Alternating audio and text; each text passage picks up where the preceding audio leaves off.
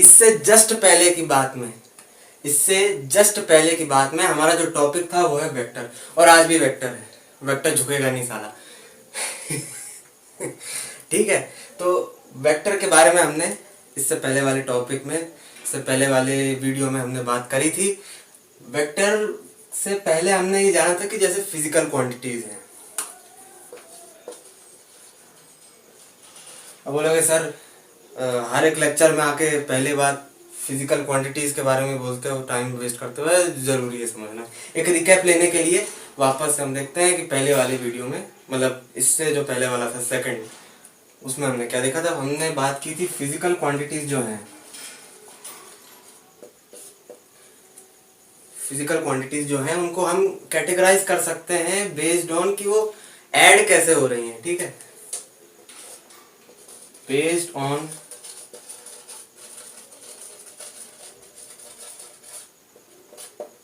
addition we can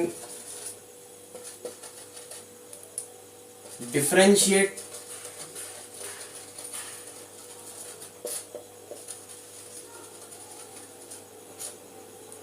between physical quantities.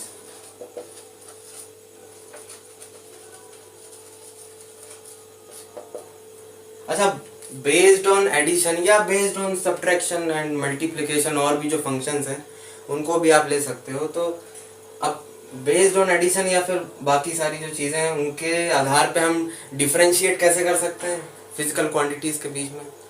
वो ऐसे कि जैसे मैग्नीट्यूड होता है कुछ फिजिकल क्वांटिटीज़ के पास, वही ओजी एग्जांपल 50 किलो, ये मैग्नीट्यूड है उसका। अब इसी फिजिकल क्वांटिटी, ये मास है जैसे, अब इसी फिजिकल क्वांटिटी को मुझे और प्लस करना होगा किसी के साथ, तो मैं सीधे प्लस कर सकता हूँ 80 किलो।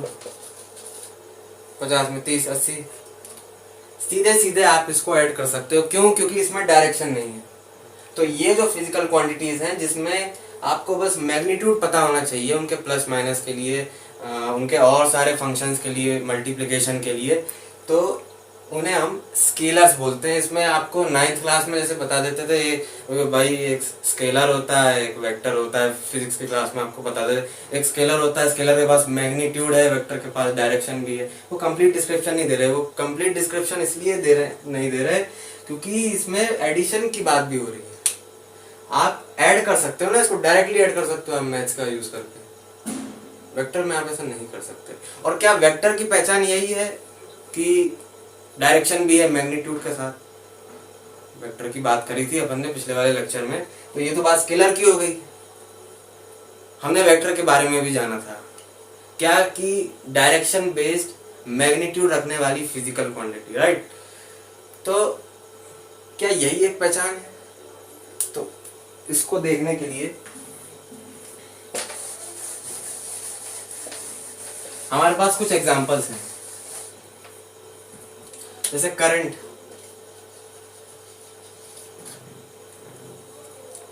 करंट के पास भी डायरेक्शन है, मैग्नीट्यूड भी है। यहां से 5 एम्पियर, यहां से भी 5 एम्पियर। अब यहां से तुम्हें नेट करंट निकालना है तो 5 + 5 10 एम्पियर कर दोगे। ये नहीं है वेक्टर क्वांटिटी। ये क्यों नहीं है? क्योंकि इसमें डायरेक्टली आप स्केलर की तरह इसको ऐड कर सकते हो ना। ये 5 है, ये 5 है, 5 में 5 10, कोई बात हुई, कोई डायरेक्शन इसमें भी है, लेकिन ये स्केलर की तरह ऐड हो रहा है। बात समझ रहे? आप अपनी वो 9th क्लास की जो डेफिनेशन थी आपकी वेक्टर्स की, है ना, जो भी आप चैप्टर इस्तेमाल करते थे आपके 9th क्लास में, तो पहली चीज जो थी कि जिसके बारे में हम पढ़ रहे हैं, जैसे करंट के बारे में हम पढ़ रहे हैं, तो स्केलर है कि वेक्टर है, उसमें सीधी सी एक लाइन आपको डेफिनेशन में बता दी जाती थी कि वेक्टर है। क्यों वेक्टर है? क्योंकि इसके पास डायरेक्शन है। नहीं, ये कंप्लीट डिस्क्रिप्शन नहीं है वेक्टर्स के बारे में। हम वेक्टर्स को ऐसे बोलते हैं कि ट्राइंगल लॉ ऑफ एडिशन से जो जुड़ सके। वो जो स्पेशल लॉ है ट्राइंगल लॉ ऑफ एडिशन, वो हमने पिछले वाले वीडियो में देखी थी। अभी उसका रिकैप करेंगे जल्दी से, ठीक है। तो करंट एक वेक्टर क्वांटिटी नहीं है। तो अब ये बताओ, वेक्टर क्वांटिटी को जानने के लिए हमें क्या पता होना चाहिए, हमें ये पता होना चाहिए कि बेसिक बातें तो है ही, मैग्नीट्यूड हो प्लस डायरेक्शन हो plus follows triangle law of addition. तो इनका जो पहचान है वेक्टर्स का वो है उनके पास मैग्नीट्यूड हो, ऐसी फिजिकल क्वांटिटीज के पास मैग्नीट्यूड हो, डायरेक्शन हो, फॉलोज ट्रायंगल ऑफ एडिशन या parallelogram of law of addition. वो क्या है कैसे है वो पिछले वाले वीडियो में बता दिया, अभी फिर से रिवाइज करेंगे और क्वेश्चंस भी देखेंगे इसके साथ। आज के जो गोल्स हैं वो है सब्ट्रैक्शन और मल्टीप्लिकेशन। 3 प्रकार के मल्टीप्लिकेशन है वेक्टर्स के बारे में, ठीक है। ये सारी चीजें पिछले वाले वीडियो में हमने देखी थी, ठीक है। और अगर कुछ याद आ रहा हो तो हमने ये देखा था रिप्रेजेंटेशन ऑफ वेक्टर्स कैसे करते हैं। जैसे कि कोई वेक्टर क्वांटिटी है वेलोसिटी, तो उसको रिप्रेजेंट कैसे करोगे, उसको एरो से रिप्रेजेंट करोगे। ये जो एरो की लेंथ है, ये जो एरो की लेंथ है ये इसका मैग्नीट्यूड बताएगा। क्या है इसका मैग्नीट्यूड, बोल दो 5 मीटर पर सेकेंड। और ये जो हेड है इसका, इसको हेड बोलते हैं। हेड हेड क्या बताएगा, डायरेक्शन।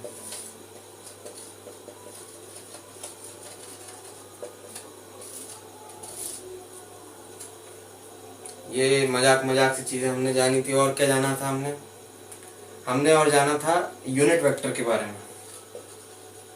ये रिकैप है अभी, ये जो चंद मिनट्स हैं इस लेक्चर के शुरुआत में, ये रिकैप के होते हैं। पिछले वाले लेक्चर में हमने जो भी पढ़ा था इसकी डिटेल अगर देखनी है तो इसमें आपको लिंक भी मिल जाएगा, या फिर आप चैनल में जाओगे तो इससे जस्ट पहले वाला जो वीडियो है उसमें इन सारी बातों का कंप्लीट डिस्क्रिप्शन दिया। तो जैसे यूनिट वेक्टर की हमने पिछली बार बात की थी। यूनिट वेक्टर क्या, आपके डेफिनेशंस इसमें दे देता है कि unit vector is a vector that has one magnitude and tells us direction of the given vector. तो ये कोई बात इतनी एक्सपेंस्ड व्यू में अगर देखें, जूम आउट में देखें तो समझ में नहीं आती। मैंने इसे ऐसे समझाया था कि जैसे कोई फिजिकल क्वांटिटी है, फिर फिजिकल क्वांटिटी। लेक्चर के बीच बीच में हर बार फिजिकल क्वांटिटी क्या करें यार, समझाने के लिए बताना पड़ता है। फिजिकल क्वांटिटी है कोई, उसकी एक यूनिट होती है, तय यूनिट। जैसे मास की बात करें, मास की तय यूनिट है 1 किलो। मुझे लिखना है अगर 50 टाइम्स मास, तो 50 इंटू 1 किलो, तो ये 50 किलो, ठीक है। वैसे ही वेक्टर्स जो हैं वो भी कोई ऊपर से तो आए नहीं, समुद्र मंथन से तो आए नहीं वेक्टर्स।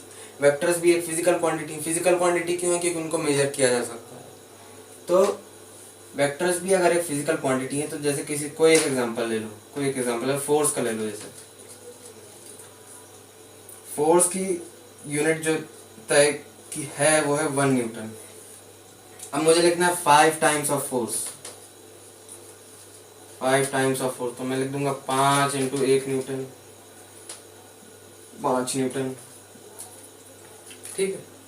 तो ये तो मैग्नीट्यूड है फोर्स का, ये किसी डायरेक्शन में भी लग रही होगी फोर्स। अब तुमने किसी ऑब्जेक्ट को या तो खींचा होगा अपनी ओर, पुल किया होगा, या फिर उसको धकेला होगा, पुश किया होगा, तो ये तो मैग्नीट्यूड है उसका।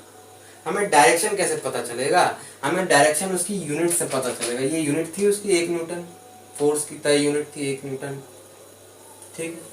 इसका मैग्नीट्यूड 1 ही है, क्योंकि यूनिट का मतलब ही 1 होता है। इन मैग्नीट्यूड 1 यूनिट का मतलब ही 1 होता है। अब जैसे 1 किलो है तो 1 ही है वो, तो 1 न्यूटन इसकी यूनिट है। इसका 5 गुना 5 न्यूटन है। हमें 1 न्यूटन, ये जो मैग्नीट्यूड है 1, इससे मतलब नहीं, हमें तो फाइनल मैग्नीट्यूड से मतलब है 5 न्यूटन। पर इसका भी तो कुछ डायरेक्शन होगा ना, इसका कोई डायरेक्शन तो होगा, इसका कोई डायरेक्शन तो होगा। तो वो डायरेक्शन कैसे पता करोगे, वो डायरेक्शन इसकी वजह से पता करोगे, इस यूनिट की वजह से। ये भी तो एक वो है ना, क्या बोलते हैं उसको, वेक्टर।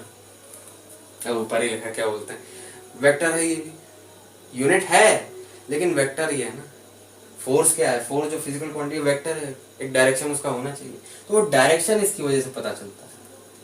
मैग्नीट्यूड से हमें इसके कोई मतलब नहीं है, मैग्नीट्यूड से हमें 1 न्यूटन ये जो है इससे हमें कोई मतलब नहीं है, तो यूनिट है उसकी। हमें मैग्नीट्यूड इसका चाहिए, हमें जो सही में जो फोर्स लग रही है, जो 5 न्यूटन की फोर्स लग रही है ईस्ट में या कहीं पे भी, तो उसका मैग्नीट्यूड हमें चाहिए, लेकिन उसका डायरेक्शन भी तो होगा। डायरेक्शन कैसे पता करोगे, उसकी यूनिट से, उसी को यूनिट वेक्टर बोल दिया जाता है। जो यूनिट होगी वेक्टर क्वांटिटीज की, जो यूनिट होगी उससे आप डायरेक्शन पता कर सकते हो, इसलिए बोलते हैं unit vectors tells us about the direction of the given vector. ठीक है, ये सारी बातें हमने जानी।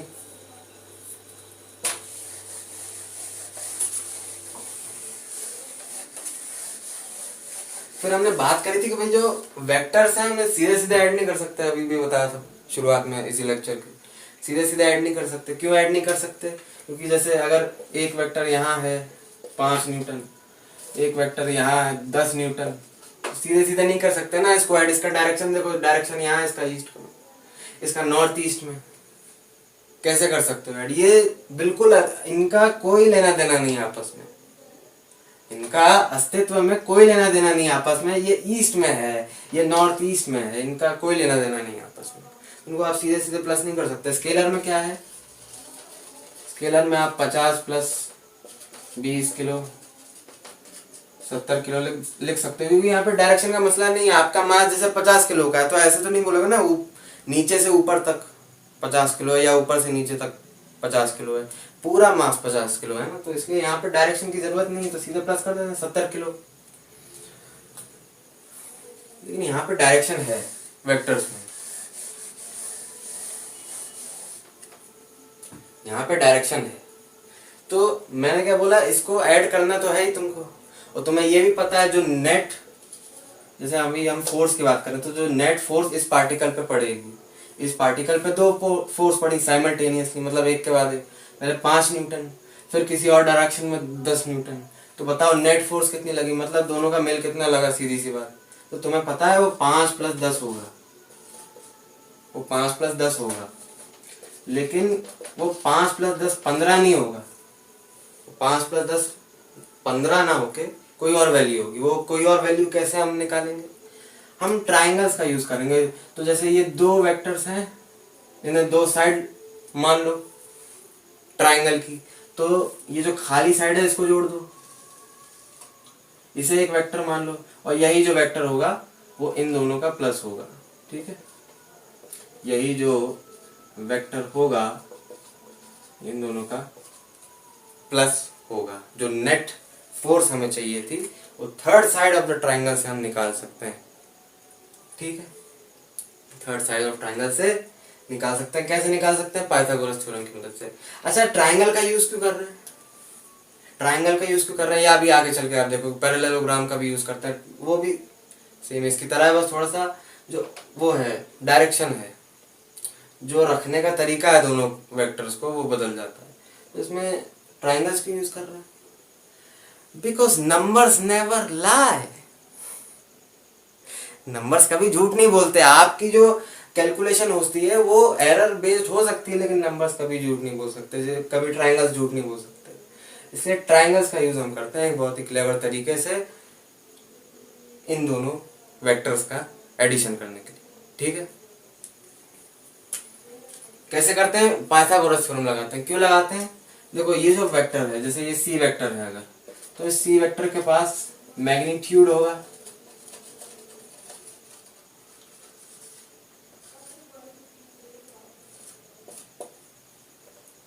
मैग्नीट्यूड होगा, और क्या होगा, डायरेक्शन। तो इसका मैग्नीट्यूड निकालने के लिए हम पाइथागोरस थ्योरम लगाते हैं। अगर राइट एंगल ट्राइंगल बन रहा है तो ठीक है, अगर नहीं बन रहा तो बना लो बाहर पे परपेंडिकुलर घेर के, बाहर एक परपेंडिकुलर घेर के इस बड़े वाले ट्राइंगल को लेके उसका वो निकाल लो, रिजल्टेंट का मैग्नीट्यूड निकाल लो। ठीक है, अगर नहीं है तो अगर दे रखा है कोई राइट एंगल ट्राइंगल, तो सीधे सीधे पाइथागोरस थ्योरम लगा लोगे।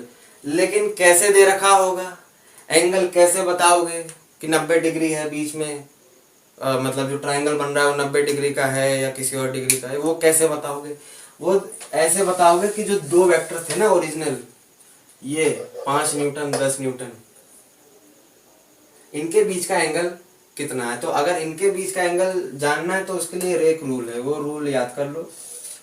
कुछ चीज़ें फिजिक्स में आपको याद करनी पड़ती हैं, कुछ चीज़ों पे आप क्वेश्चंस नहीं उठा सकते। तो जैसे ये रूल है, इन दोनों वेक्टर्स के बीच का एंगल पता करना है, तो दोनों की टेल से टेल मिला दो। भाई ये एक वेक्टर अगर है तो ये हेड है और ये टेल होगा, तो दोनों की टेल से टेल जुड़ी है, यहाँ पे दोनों की टेल से टेल जुड़ी है, तो बीच में जो एंगल बनेगा थीटा, वही इन दोनों के बीच का एंगल होगा, और उसी के बेस पे हम ट्राइंगल बता पाएंगे। अगर 90 डिग्री है तो ठीक है, अगर 90 डिग्री नहीं भी है तो बना लेंगे बाहर परपेंडिकुलर डाल के, क्योंकि ऑब्ट्यूज ट्राइंगल अगर होता है कोई अगर ऑब्ट्यूज ट्राइंगल होता है तो उसका परपेंडिकुलर हाइट कहाँ होता है, उसके बाहर होता है ट्राइंगल के। बीपीटी थ्योरम में पढ़ा था 10th क्लास की वही बात, ठीक है। यहाँ कैसे पता किया दोनों वेक्टर्स के बीच का एंगल? देखो बी वेक्टर यहाँ है, ए वेक्टर यहाँ है, ये यहाँ इसका डायरेक्शन, दोनों की टेल यहाँ भी जुड़ रही है, तो यहाँ से हमने पता किया ये थीटा। मान लो ये 60 है, तो बचा हुआ क्या हुआ 120, लीनियर पेयर होता है 180, मतलब ऑब्ट्यूज ट्राइंगल है, ऑब्ट्यूज ट्राइंगल का परपेंडिकुलर बाहर होगा। तो अब इस बड़े वाले ट्राइंगल को लेके हम मैग्नीट्यूड निकाल देते हैं। अभी फिर से समझ में आएगा, अभी जब हम क्वेश्चंस करेंगे इसके बराबर के तब ये फिर से समझ में आएगा, हम डेरिवेशन के साथ इसका उपयोग करेंगे। वैसे ही पैरेललोग्राम लॉ भी है, वो उसके साथ समझ में आ जाएगी, ठीक है।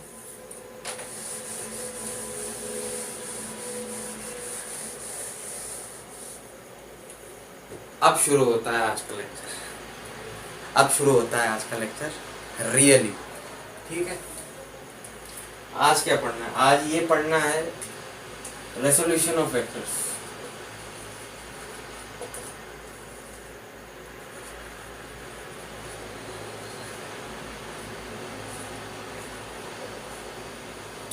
Resolution of vectors.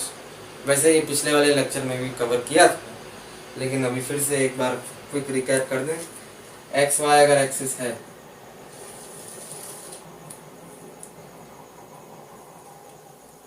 यहाँ पे एक पार्टिकल है ओरिजिन पे, अब सुनना ध्यान से। कोई भी चीज अगर है, ये मार्कर है जैसे, ठीक है, ये मार्कर जैसे है, इसको उठाने के लिए मैं कोई फोर्स अप्लाई करूंगा इस पे, इसको उठाने के लिए कोई फोर्स अप्लाई करूंगा मैं इस पे, मुझे इसको ऊपर उठाना है, इसको हाइट देनी थोड़ी, जैसे ये यहाँ रखा है प्लेन पे, मुझे ऊपर उठाना तो सीधे उठाऊंगा, पुल फोर्स, सीधे उठाऊंगा, पुल फोर्स, सीधे उठाऊंगा, पुल फोर्स, सीधे उठाऊंगा, पुल फोर्स, ठीक है।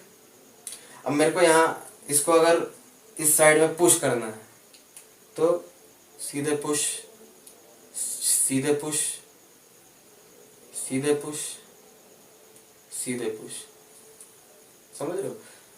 इससे समझ में एक चीज ये आई कि जब इसको ऊपर उठाना था, या ऐसे जब इसको ऊपर उठाना था तो जितनी भी फोर्स थी वो पुल करने में ऊपर की, और इसकी हाइट जो गेन हो रही थी उसमें लगी, और जब इसको आगे धकेलना था तब ये जितनी भी फोर्स है ये इस डायरेक्शन में लगी, ईस्ट की डायरेक्शन में। अगर मेरी तरफ से देखो तो ईस्ट का डायरेक्शन में लगी। बात समझ में आ गई? और हमने कार्टेशियन सिस्टम पढ़ा था,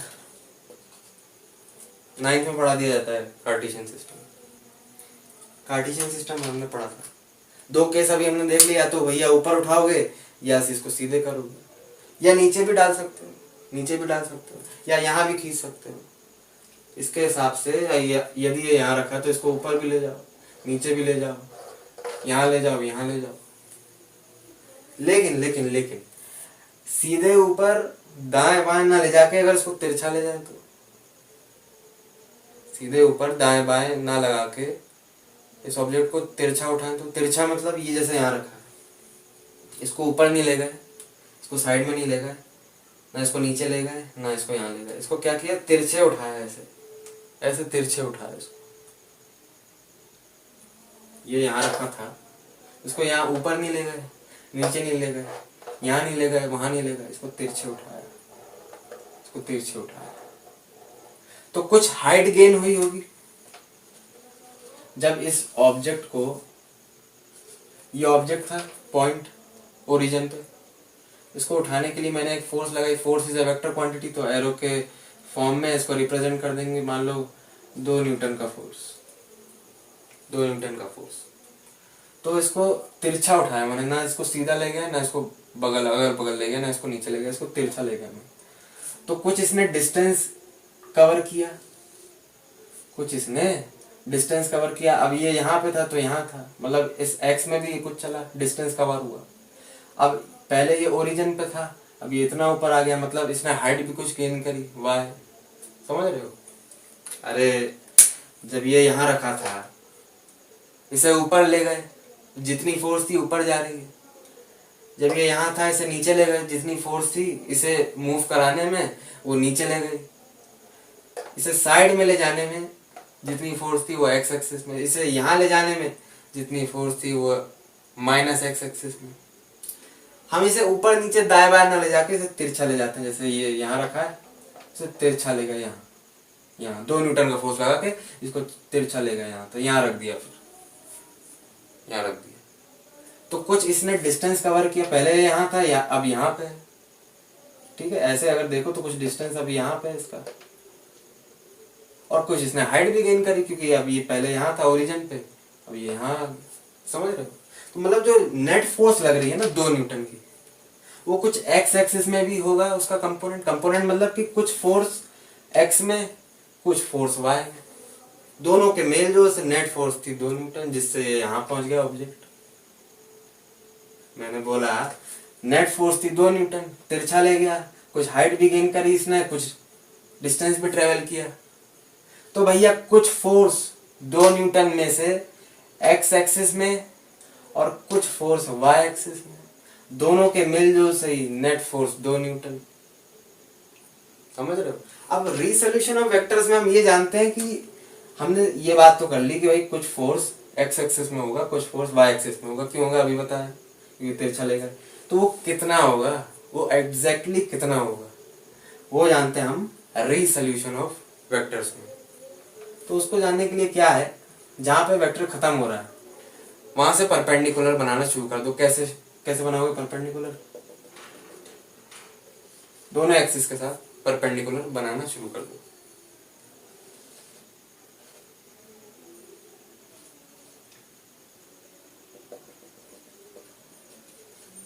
बना लिया? ठीक। अब मान लो एक एंगल इसने, क्या बोले इसको, अल्फा, अल्फा बोलते हैं, अल्फा एंगल इसने एक्स एक्सिस के साथ बनाया। कैसे? एक्स एक्सिस से इतना, एक्स एक्सिस से इतना, एक्स एक्सिस से इतना ऊपर, तो कुछ एंगल अल्फा बीच में उठने के लिए कुछ एंगल अल्फा इसने बनाया होगा एक्स एक्सिस के साथ, वही एंगल अल्फा है। हमें जानना है कि ये जो 2 न्यूटन का फोर्स, नेट फोर्स जो है, वो एक्स एक्सिस में कितना होगा उसका पार्ट, और वाई एक्सिस में उसका कितना पार्ट होगा। भैया दोनों के मेल जोल से ही तो ये 2 न्यूटन का वो जो नेट फोर्स है वो हमें मिला। तो वो कितना होगा एग्जैक्टली हम उसकी बात कर रहे हैं। इसमें कितना होगा और इसमें कितना होगा वाई में। एक्स में अगर निकालना है तो एक्स में निकालने के लिए हम क्या करते हैं, इसका मैग्नीट्यूड लिख लिया वेक्टर का, फोर्स का, और इसका कॉस अल्फा। क्यों लिखा है अभी देखना। कॉस अल्फा क्या होता है, बेस अपॉन हाइट, ये हाइपोटेन्यूस, बेस अपॉन हाइपोटेन्यूस। तो मुझे बेस चाहिए था, मुझे बेस चाहिए था, हाइपोटेन्यूस है मेरे पास, तो मैंने कॉस अल्फा लगा दिया, इंटू 2 टाइम्स कर दिया, कि मतलब इसका ये कंपोनेंट यहाँ पे 2 टाइम कॉस अल्फा। समझ रहे हो? अरे मुझे ये बेस है ना, इस वाले ट्रायंगल में देखो, जैसे इसको नेमिंग कर दें ओ ए बी सी, तो ओ ए बी ट्रायंगल में देखो, ये परपेंडिकुलर, इस एंगल के लिए ये परपेंडिकुलर, ये बेस, ये हाइपोटेन्यूस। मुझे ये चाहिए था, मतलब एक प्रकार से इस फोर्स का एक्स कंपोनेंट चाहिए था। एक्स कंपोनेंट मतलब कितना फोर्स एक्स में है, तो मुझे एक प्रकार से ये चाहिए था, बेस चाहिए था इस ट्रायंगल का। मैंने cos 2 टाइम्स cos अल्फा लगाया, मतलब इस वेक्टर का 2 टाइम्स, मतलब इस वेक्टर का magnitude into cos alpha. cos alpha क्यों? क्योंकि हाइपोटेनियस है, बेस है, cos अल्फा लगा दिया।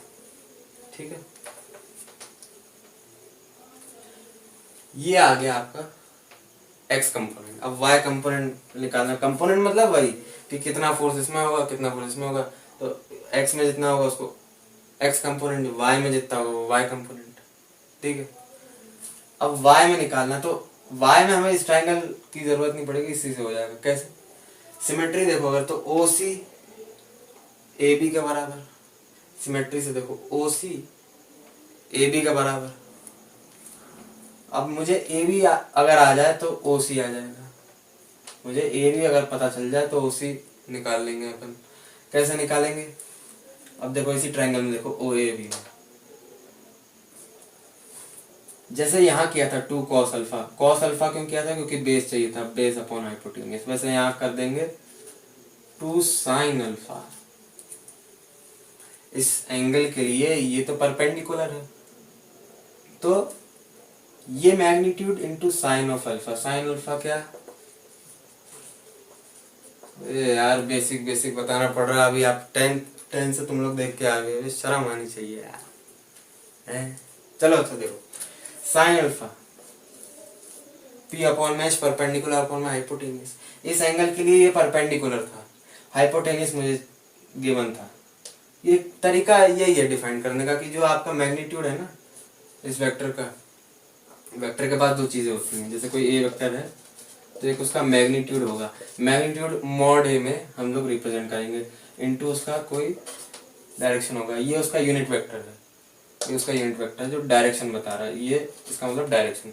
इन दोनों चीजों के मेल से एक वेक्टर बनता है ए वेक्टर। वैसे ये 2 न्यूटन का वेक्टर।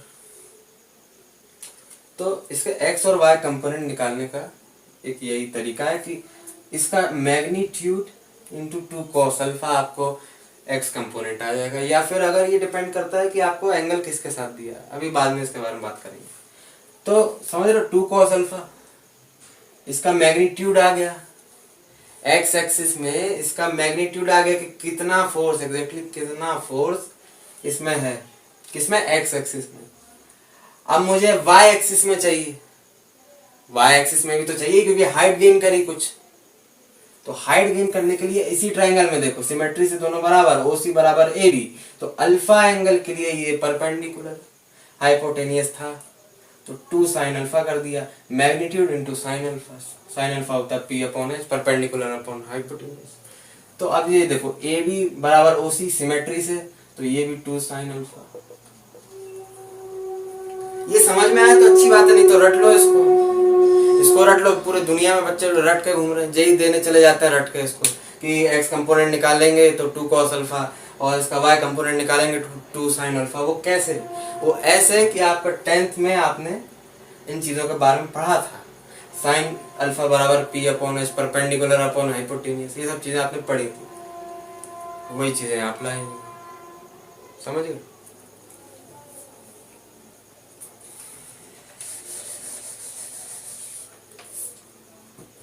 अब देखो, सुनना ध्यान से, ध्यान से सुनना, ध्यान से सुनना।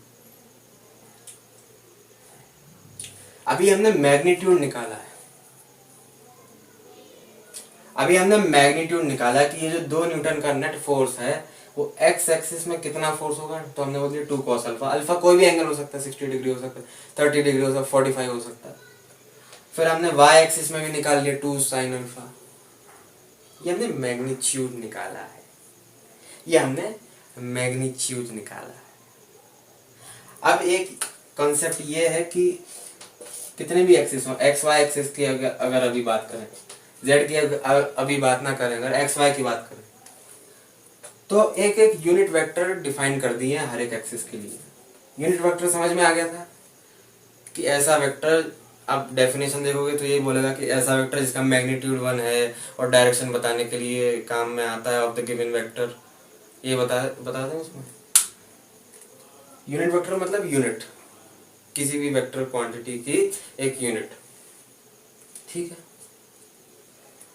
तो ये देख रहे हो एक्स वाई एक्सिस में, ये 1, ये 2, ये 3, ये 4, यही होता है एक्स एक्सिस। वही वाई, ये 1, ये 2, ये 3, ये 4। ठीक है, तो इसका जो एक है भाई, जैसे कोई भी एक ले लो, ये यहाँ से यहाँ तक, थोड़ा बड़ा बनाते हैं इसको, थोड़ा इसको बड़ा बनाते हैं। देखो कार्टेशियन सिस्टम पढ़ा था, ओरिजिन एक्स एक्सिस अगर लिखना तो 1 2 3 4 ऐसे लिखते हैं। वाई एक्सिस लिखोगे तो 1 फिर 2 फिर 3 फिर 4, फिर जहाँ तक भी बनाना तुमको, इन्फिनिटी तक बनाते रहो बैठ के। ठीक है, तो एक्स और वाई एक्सिस ऐसे लिखते हो। तो इसका जो एक एक है, मतलब ये इंटरवल 0 से 1 तक या 1 से 2 तक, ये जो एक चीज है ना, एक ये एक ही कहलाएगा ना। 2 से 3 तक चलोगे मतलब एक ही कदम चले ना, वैसे ही 3 से 4 तक चले तो एक ही कदम चले ना। अरे यार 3 + 1 क्या होता है 4, 3 + 1 क्या होता है 4, तो मतलब कितना कदम चले, एक। तो जो एक एक चीजें है ना, ये एक एक कदम, ये एक एक कदम, ये एक एक चीज है, इनको यूनिट वेक्टर बोल देते हैं कार्टेशियन सिस्टम में, इनको यूनिट वेक्टर ही बोल देते हैं। इसका मैग्नीट्यूड भी एक ही है, देखो इसका भी मैग्नीट्यूड क्या है, एक, इसका भी क्या, एक, इसका भी एक, इसका भी एक, वही इसमें वाई एक्सिस में भी इसका भी एक, इसका भी एक, इसका भी एक। तो देख रहे हो ये जो एक है, ये इसका मैग्नीट्यूड है इस इंटरवल का, और इसका एक डायरेक्शन भी है कि ये एक्स एक्सिस में है, वाई में नहीं है। वाई में तो वाई वाला होगा, वाई वाले के वाई वाले जाना है, एक्स की एक्स वाला देखेगा। ये देख रहे हो एक इंटरवल, तो एक मैग्नीट्यूड यहाँ देख रहे हैं, एक कदम चला तो एक मैग्नीट्यूड।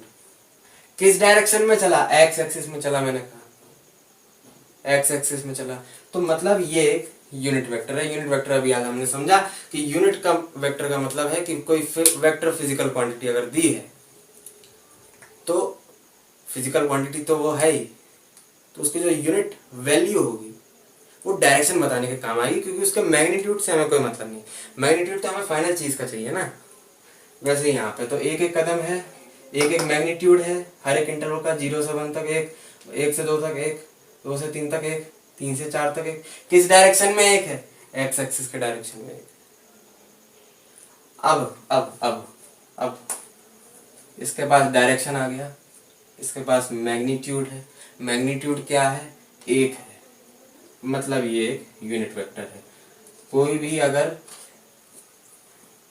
ए वेक्टर अगर है तो दो चीजें होंगी, या तो एक मैग्नीट्यूड होगा ए मॉड, या तो डायरेक्शन होगा।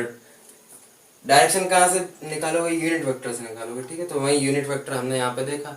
अब इसको एक नाम दे दिया हमने, आई कैप। यूनिट वेक्टर को कैप से निकालते हैं, कैप से मतलब रिप्रेजेंट करते हैं, कैप लगा देते हैं ऊपर, ये जो होता है कैप बोलते हैं उसको। फाइनल वेक्टर को ऐसे ऊपर लगाते हैं उसके छत पे, ये एरो। यूनिट वेक्टर जो होता है ना, जिसका मैग्नीट्यूड एक है, वही फालतू की बातें जो लिखी रहती हैं किताबों में तो, कि मैग्नीट्यूड एक है और ये है वो है, तो वो सीधे सीधे नहीं बता रहे ना कि फिजिकल क्वांटिटी है भाई, एक फिजिकल क्वांटिटी है, समझ रहे। तो वैसे ये एक है, ये होता है यूनिट वेक्टर हमारा, इसको रिप्रेजेंट करने का तरीका है बस। तो वही हमने एक यूनिट वेक्टर निकाल लिया एक्स एक्सिस में, उसका एक नाम दे दिया आई कैप। वैसे ही सेम जो अभी एक्स में समझा है वो वाई में लागू होगा। तो वाई के लिए जो यूनिट वेक्टर हमने तय किया वो था जे कैप। ठीक है, एक्स के लिए आई कैप और वाई के लिए जे कैप, समझ रहे। अब इस पे आओ वापस, रीसोल्यूशन ऑफ वेक्टर्स। ये जो नेट फोर्स थी 2 न्यूटन, इसका एक्स कंपोनेंट निकाल लिया, मतलब कितना फोर्स एक्स डायरेक्शन में और कितना फोर्स वाई डायरेक्शन में। एक्स की अगर बात करें तो एक्स में है 2 cos अल्फा, 2 cos अल्फा है। मैग्नीट्यूड निकाला ना अभी तो हमने, कितनी फोर्स इसमें होगी एक्स डायरेक्शन में। ठीक है, एक्स डायरेक्शन का यूनिट वेक्टर क्या होगा, आई कैप। एक्स डायरेक्शन का यूनिट वेक्टर क्या होगा, आई कैप। आई कैप का मैग्नीट्यूड क्या है, 1। तो 1 को अगर 2 cos अल्फा बार मल्टीप्लाई तुम कर दो तो वही तो मैग्नीट्यूड आ जाएगा एक्स एक्सिस में। बहुत ध्यान से सोचना इस बारे में, बहुत ध्यान से समझना। ये अभी समझ में नहीं आएगा अगर ध्यान नहीं दे रहे हो तो। इसको रिवाइंड करके देखना फिर से। इसमें यही यही गलती होती है वेक्टर जब समझते हैं। ये आपके काइनेमेटिक्स में भी यूज होगा, या आपके न्यूटोनियन मैकेनिक्स में भी यूज होगा आगे चल के, जो इसमें पढ़ोगे 11th में। ये बहुत ध्यान से समझ लेना। यूनिट वेक्टर और ये रिसोल्यूशन ऑफ वेक्टर्स अगर अभी समझ में ना आए तो रिवाइंड करके फिर से देख लेना। ठीक है, बात ये थी कि इस डायरेक्शन में, एक्स के डायरेक्शन में आई कैप यूनिट वेक्टर हमने बता दिया। यूनिट वेक्टर का वो क्या है, मैग्नीट्यूड 1 है। और जो एक्स कंपोनेंट है इसका, इस वाले वेक्टर का, वो 2 cos अल्फा। तो 2 cos अल्फा इंटू 1 अगर कर दें तो वही तो नेट मैग्नीट्यूड होगा। अरे जैसे 50 किलो लिखते हैं, 50 किलो लिखते हैं तो 50 किलो का क्या मतलब है, एक एक एक एक एक, ऐसे 50 बार प्लस करते जाओ एक एक किलो को, ऐसे 50 बार प्लस करते जाओ एक एक किलो को, तो 50 किलो बनेगा। यही होता है ना इसका मतलब। वैसे यहाँ पे अब एक एक को 50 बार प्लस कर दिया तो इसको ये भी तो लिखा था 1 इंटू 50। ये सब बताना पड़ रहा, बताओ 11वीं क्लास में। ये सब बताना पड़ रहा 11वीं क्लास में। ठीक है, तो 1 इंटू 50 अगर लिख दें तो 50 किलो। वैसे यहाँ पे कि 2 cos अल्फा इंटू 1 मतलब पूरा मैग्नीट्यूड 2 cos अल्फा है ना। और डायरेक्शन तो है ही आई कैप का, यूनिट वेक्टर है ना आई कैप। अब देखना, ये जो ओ ए है, ये जो ओ ए है, इसके पास मैग्नीट्यूड भी है, इसके पास डायरेक्शन भी है। डायरेक्शन कैसे है, यूनिट वेक्टर आई कैप, डायरेक्शन भी है। तो मतलब ये एक वेक्टर क्वांटिटी, तो मतलब ये एक वेक्टर क्वांटिटी। आइला जादू कैसे, ये 2 cos अल्फा मैग्नीट्यूड निकाला था रीसोल्यूशन करके। रीसोल्यूशन मतलब तोड़ना वेक्टर को, रीसोल्यूशन मतलब तोड़ना वेक्टर को, तोड़ के हमने एक्स में निकाला 2 cos अल्फा। और फिर आई कैप, आई कैप माने क्या, यूनिट वेक्टर एक्स की डायरेक्शन में। अभी वही रामायण जो अभी समझी अपन ने। तो i cap unit vector, unit vector क्या बताया, डायरेक्शन कि एक्स के अलोंग, और ये मैग्नीट्यूड। वेक्टर के पास दो ही चीजें होनी चाहिए। अगर ए वेक्टर है तो उसके पास ए मैग्नीट्यूड डॉट ए उसका यूनिट वेक्टर जो डायरेक्शन बताएगा, उसी के मेल से ए वेक्टर पूरा कंप्लीट वेक्टर। तो यहाँ भी तो वही हो रहा है ओ ए के साथ। 2 cos अल्फा क्या मैग्नीट्यूड, आई कैप क्या उसका डायरेक्शन बता रहा, मतलब ये एक वेक्टर है। तो इसको ओ ए वेक्टर भी लिख सकते हैं, लिख सकते हैं, बहुत बढ़िया। इसको ओ ए वेक्टर भी लिख सकते हैं। क्यों लिख सकते हैं, क्योंकि डायरेक्शन भी है, मैग्नीट्यूड भी है। वैसे ओ सी देखो, वाई एक्सिस के अलोंग में, वाई एक्सिस के अलोंग में यूनिट वेक्टर क्या निकाला था आपने, जे कैप, जे कैप। तो यूनिट वेक्टर जे कैप डायरेक्शन बताते हुए, और यहाँ पे 2 sin अल्फा मैग्नीट्यूड बताते हुए, दोनों के मल्टीप्लाई से हमें मिला ओसी वेक्टर। ओसी वेक्टर मिला 2 sin अल्फा। वैसे ये मिला ओ A vector 2 cos alpha I cap, ये जे कैप। दो ही चीजें होनी चाहिए ना वेक्टर के पास, वेक्टर के पास दो ही चीजें होनी चाहिए ना, डायरेक्शन होना चाहिए, मैग्नीट्यूड होना चाहिए। वो दोनों चीजें मिल गई तो मतलब ओसी भी वेक्टर और ओ ए भी वेक्टर, मतलब ओसी भी वेक्टर और ओ ए भी वेक्टर। मतलब ये दो वेक्टर हैं, ओसी वेक्टर अलग, ओ ए वेक्टर अलग। ओसी वेक्टर यहाँ, ओ ए वेक्टर यहाँ। ओसी वाई में, ओ ए एक्स में। वाई और एक्स के बीच का एंगल 90, एंगल उसका 90। क्यों, क्योंकि कार्टेशियन सिस्टम है, क्योंकि कार्टेशियन सिस्टम है। ठीक है, तो दो वेक्टर्स आ गए, ओ A vector, O C vector.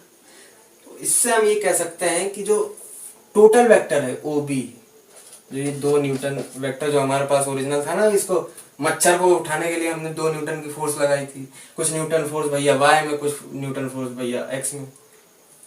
तो जो कंप्लीट है वेक्टर 2 न्यूटन का, वो इसका ओए वेक्टर का और ओसी वेक्टर का प्लस है। ओए वेक्टर और ओसी वेक्टर का प्लस है। कैसे प्लस है, कैसे प्लस है? आप बोलोगे अभी तो हमने triangle law of vector addition पढ़ा, उसमें क्या होता है कि एक अगर वेक्टर यहाँ है तो दूसरा वेक्टर उसकी टेल हेड जोड़ दो तो जो तीसरी साइड होगी वो रिजल्टेंट वेक्टर को दर्शाएगी। यहाँ पे तो ऐसा कुछ बन नहीं रहा, यहाँ पे टेल से टेल जुड़े हैं, यहाँ पे टेल से टेल जुड़े हैं, यहाँ पे टेल और हेड नहीं जुड़े। अब कैसे बताओगे, कैसे बताओगे कि यहाँ पे कौन सी लॉ हम लगा रहे हैं? यहाँ हम पैरेललोग्राम लॉ लगा रहे हैं। इसके बारे में अभी एक क्वेश्चन इसमें करेंगे, इसमें क्या दिया, इसमें सब्ट्रैक्शन और एडिशन का क्वेश्चन करेंगे, वो समझ में आ जाएगा पैरेललोग्राम लॉ। ठीक है, ये समझ में आ गया कि ओए वेक्टर प्लस ओसी वेक्टर ओबी वेक्टर। अब पैरेललोग्राम और ये क्या है, ये ट्रायंगल, ये सब समझ में ना भी आए तो ये समझो ना कि कुछ इसका भाग इसमें एक्स में, कुछ इसका भाग ओसी में, तो जो एक्स में भाग है वो भी एक वेक्टर है, वाई में जो भाग है वो भी एक वेक्टर है। टोटल वेक्टर 2 न्यूटन का है, तो मतलब दोनों वेक्टर का प्लस ही तो होगा, दोनों वेक्टर का प्लस ही तो होगा। ठीक है, इसको ऐसे समझ लो। देखो 5 अगर टोटल है, ये वाई ये एक्स, 5 अगर टोटल है तो कुछ 2 में है, कुछ एक्स में 2 और कुछ वाई में 3, तो 3 प्लस 2 ये तो 5 होगा। ऐसे समझ लो इसको। ये तो अभी क्वेश्चन जब करेंगे इसमें सब्ट्रैक्शन का और एडिशन का, उसमें समझ में आएगा पैरेललोग्राम लॉ से। ट्रायंगल लॉ तो बता दी थी है ना, पिछले वाले लेक्चर में ट्रायंगल लॉ भी बता दी थी। ठीक है, ये बात समझ में आ गई कि जो नेट वेक्टर है वो 2 वेक्टर हैं एक्स और वाई एक्सिस में, जिनके प्लस से ये नेट वेक्टर आया। अच्छा अब ये बताओ ओए वेक्टर, इसको 2 cos अल्फा आई कैप लिख सकते हैं क्या? लिख सकते हैं। कोई भी वेक्टर क्या होता है, फिर बता रहा हूँ, कोई भी वेक्टर क्या है, A magnitude dot A unit vector, unit vector है आई कैप एक्स के डायरेक्शन में, मैग्नीट्यूड अभी यहाँ निकाला 2 cos अल्फा, तो 2 cos अल्फा इंटू इसका क्या, ये यूनिट वेक्टर जो है वही तो ओए वेक्टर को डिफाइन करेगा। तो ये इसको ऐसे भी लिख सकते हैं 2 cos alpha I cap. OC को क्या लिख सकते हैं, 2 sin alpha J cap, 2 sin alpha J cap. Y की डायरेक्शन में जो यूनिट वेक्टर है वो जे कैप है, और जो इसका वो है मैग्नीट्यूड वो है 2 sin अल्फा, है ना। ये दोनों मिलके 2 न्यूटन का वेक्टर बना रहे, 2 न्यूटन की फोर्स बना रहे टोटल ओ बी। ठीक है, इसको ऐसे भी लिख सकते हैं। अब triangle law of vector addition में हमने देखा था कि भाई 2 वेक्टर्स अगर हैं तो पाइथागोरस थ्योरम लगा के उसका मैग्नीट्यूड निकाल लो तीसरी साइड का। तीसरी साइड वो थी रिजल्टेंट। जैसे ये 2 वेक्टर्स हैं, यहाँ पे टेल हेड जुड़े हैं दोनों के, तो जो तीसरी साइड होगी वो इनका रिजल्टेंट होगा। ये अगर ए वेक्टर है, ये बी वेक्टर है, तो ये होगा A vector plus B vector या फिर सी वेक्टर, इन दोनों का प्लस। ये हमने ट्रायंगल लॉ में पढ़ा था। लेकिन बात ये है कि ट्रायंगल लॉ की भी अपनी लिमिटेशन है। लिमिटेशन क्या है कि 2 वेक्टर ही आप उसमें जोड़ सकते हो। बॉल एक्सपेरिमेंट जैसे हमने किया था, बॉल एक्सपेरिमेंट जैसे किया था, 3 मीटर पर सेकंड की वेलोसिटी ईस्ट में, फिर 4 मीटर पर सेकंड की नॉर्थ ईस्ट में, 2 वेक्टर थे, एक ही बॉडी पे 2 वेक्टर लग रहे हैं। तब हमने ट्रायंगल लॉ लगा के, और चूंकि इन दोनों के बीच का एंगल था 90 डिग्री, तो सीधे से पाइथागोरस थ्योरम लगा दिया, बाहर परपेंडिकुलर नहीं लगा। 2 वेक्टर्स थे तभी हम ट्रायंगल बना पाए ना। अरे भाई तीसरी साइड जो होगी वो तो रिजल्टेंट को ही बता रही, तो जो बचे हुए 2 हैं उनमें तो आप वेक्टर्स लगाओगे ना, जो वेक्टर्स आपके पास हैं। मतलब 2 वेक्टर्स को ही हम प्लस कर सकते हैं, ये बात समझ में आई। 2 वेक्टर्स को ही हम प्लस कर सकते हैं अगर ऐसा ट्रायंगल हमें बनाना है। हमने कहा सर 3 वेक्टर को प्लस करना हो तो, 4 वेक्टर को प्लस करना हो तो, 5 वेक्टर को करना हो तो, 30 वेक्टर को करना हो तो, 100, 150, 1000, 1600, 1699, 1675, 1700, इतने सारे वेक्टर्स को अगर प्लस करना हो तो कैसे करेंगे? तो वो ऐसे करेंगे। देखो जैसे इसी का एग्जांपल ले लो, ओ बी वेक्टर था ये, एक्स वाई कंपोनेंट निकाले, इनको बता दिए कि भाई ये भी वेक्टर ये भी वेक्टर, तो दोनों वेक्टर को प्लस करोगे तो तभी एक कंप्लीट वेक्टर बना, ऐसे इसको रिप्रेजेंट कर दिया है ना।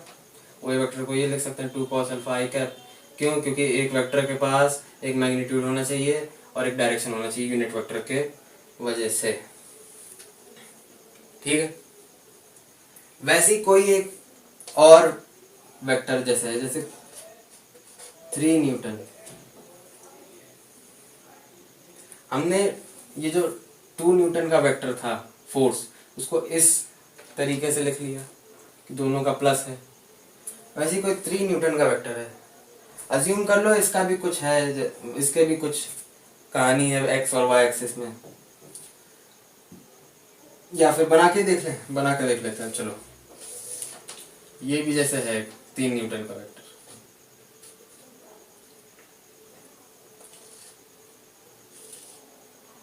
इसका भी कुछ कंपोनेंट एक्स में होगा, 90 डिग्री 90 डिग्री, इसका भी कुछ कंपोनेंट एक्स में होगा, अल्फा एंगल है, या चलो इसको थीटा मान लें, थीटा एंगल, वो कंपोनेंट क्या होगा 3 into cos theta, magnitude of vector into cos theta, और किस डायरेक्शन में एक्स में, तो आई कैप यूनिट वेक्टर, ठीक है। वैसे ही ओसी वेक्टर में भी कुछ होगा, तो वो भी इसको मान लो 3 साइन जे कैप, नहीं 3 साइन थीटा जे कैप, ठीक है।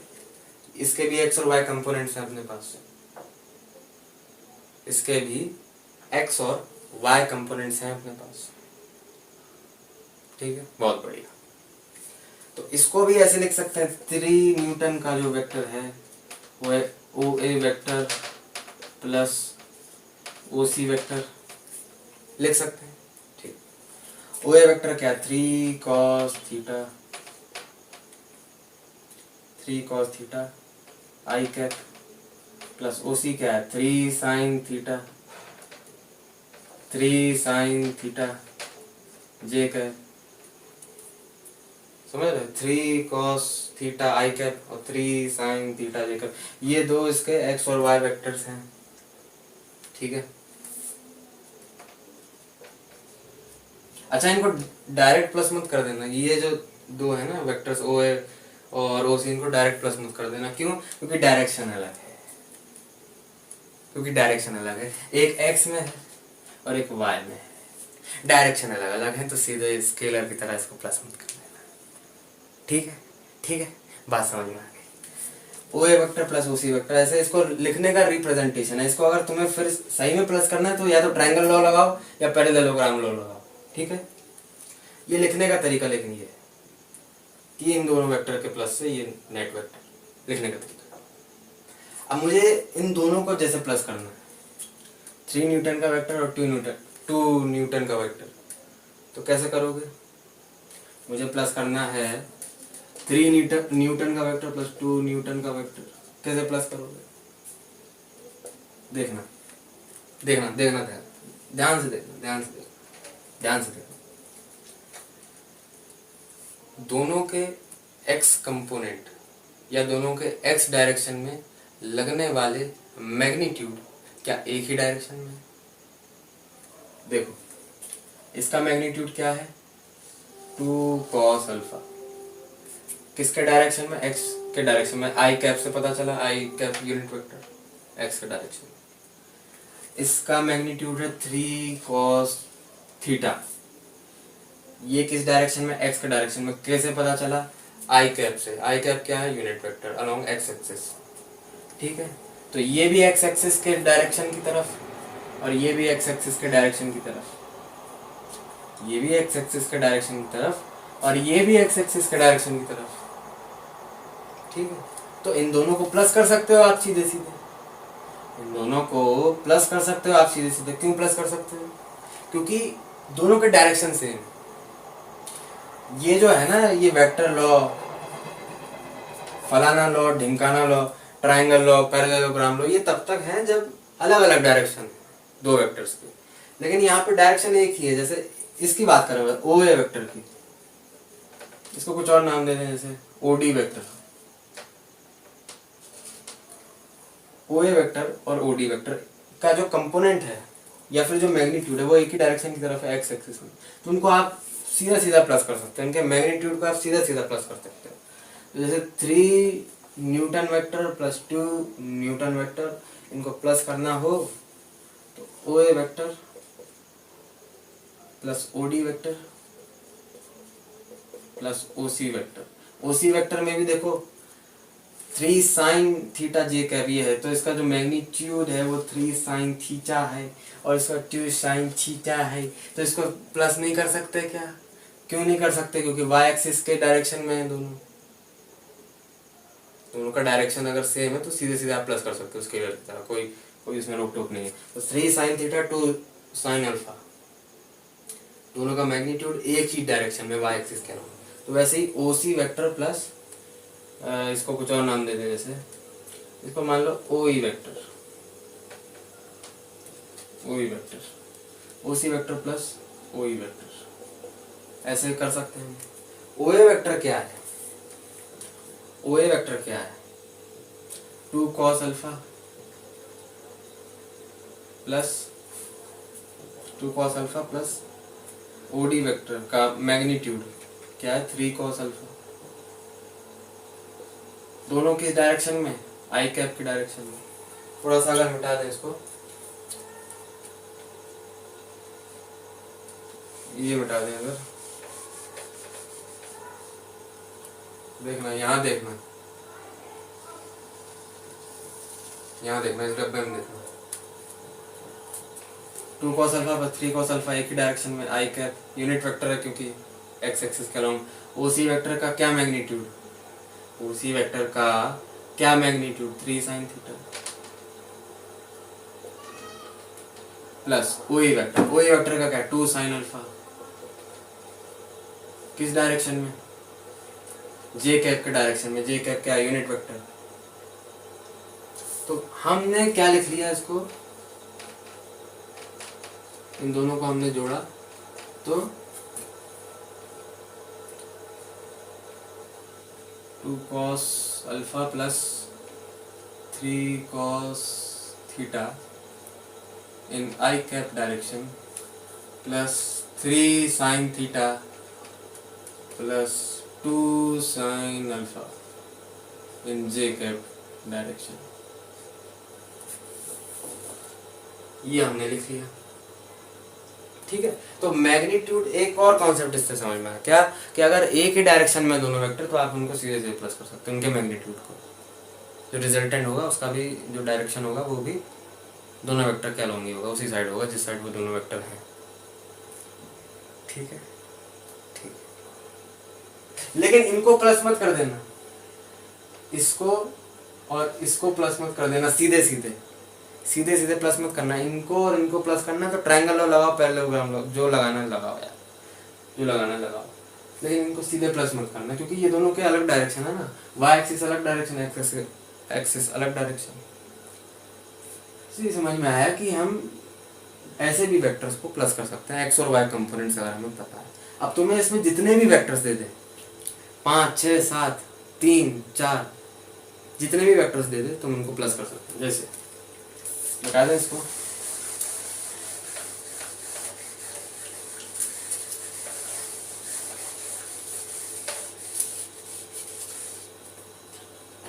कितने भी वेक्टर्स दे दें, जैसे कोई ए वेक्टर दिया है, उसका आई कैप में एक्स एक्सिस के अलोंग में क्या है वेक्टर, जैसे मान ले कॉस अल्फा है ना, ए जो ए मैग्नीट्यूड होगा वही कॉस अल्फा इंटू और आई कैप डायरेक्शन में plus A sign alpha in the direction of x axis J cap. वैसे बी वेक्टर तुम्हें दे दे तो बी का मैग्नीट्यूड इंटू कॉस थीटा आई कैप प्लस बी का magnitude into sine theta in the direction of y axis, in along the direction of y axis तो जे cap unit vector, वैसे C vector दे दिया।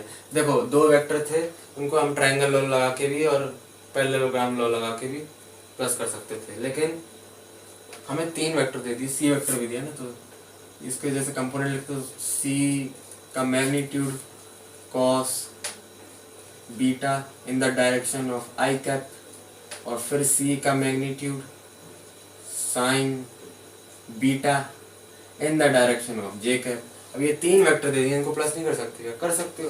देखो आई cap आई cap आई cap एक ही एक direction में कुछ magnitude समझ दिए, तो सीधे सीधे प्लस कर सकते हैं। तो A vector plus B vector plus C vector क्या हो जाएगा? A magnitude cos alpha plus B magnitude cos theta, come on sing with me, b cos theta in the direction of I cap, फिर c magnitude cos beta, वो भी direction of I cap, सभी direction of I cap, तो इन सबों को तुम plus कर सकते हो एक ही डायरेक्शन में। फिर ये सब भी एक डायरेक्शन में जे कैप, तो A magnitude sine alpha plus B magnitude sine theta plus C magnitude sine beta in the direction of J cap. ठीक है, तो एक एक डायरेक्शन वाले जितने भी मैग्नीट्यूड्स हैं वेक्टर्स के, वो प्लस हो सकते हैं सीधे सीधे। ये बात समझ में आई हमारे? ठीक है, बहुत बढ़िया। अभी तो हम देखो एक्स और वाई की बात कर रहे थे ना, एक्स और वाई की। वैसे तीन डायमेंशन होता है कि जेड एक्सिस, तो जेड एक्सिस में भी कोई दिक्कत नहीं है। अगर यहाँ पे जेड एक्सिस की भी बात अगर हो रही, तो जेड एक्सिस के लिए यूनिट वेक्टर जैसे इसके लिए आई कैप था ना, वाई के लिए क्या था जे कैप, जेड के लिए हो जाएगा के कैप।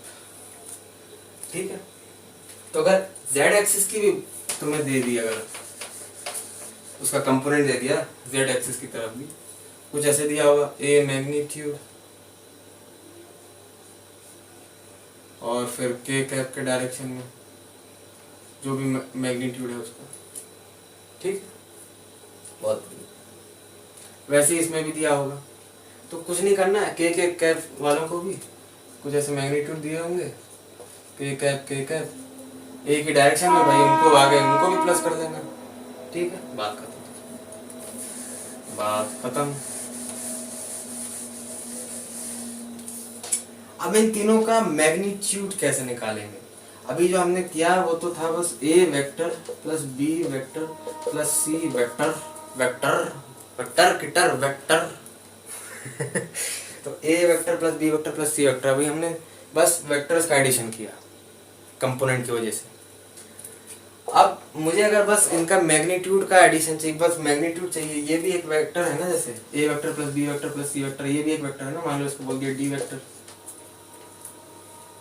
मान लो इसको बोल दिया डी वेक्टर, तो ये तो वेक्टर है ना, मुझे मैग्नीट्यूड चाहिए इसका मुझे मैग्नीट्यूड चाहिए। तो इसको लॉजिकली समझना, इसको रट मत लेना। रटना अगर है तो इसका फॉर्मूला है, इसका फॉर्मूला है अंडर रूट ऑफ, सारे एक्स एक्स वालों को जोड़ दो, ए का एक्स प्लस बी का एक्स प्लस सी का एक्स प्लस इसका स्क्वायर प्लस ए का वाई प्लस बी का वाई प्लस सी का वाई। मतलब सारे इसके एक्सिस के अलोंग जो भी मैग्नीट्यूड है तीनों वेक्टर के, उनका स्क्वायर प्लस कर दो अंडर रूट में, वो आ जाएगा। फॉर्मूला ये है। लेकिन ये फॉर्मूला कैसा है ये समझ लो, फॉर्मूला कैसा है समझ लो।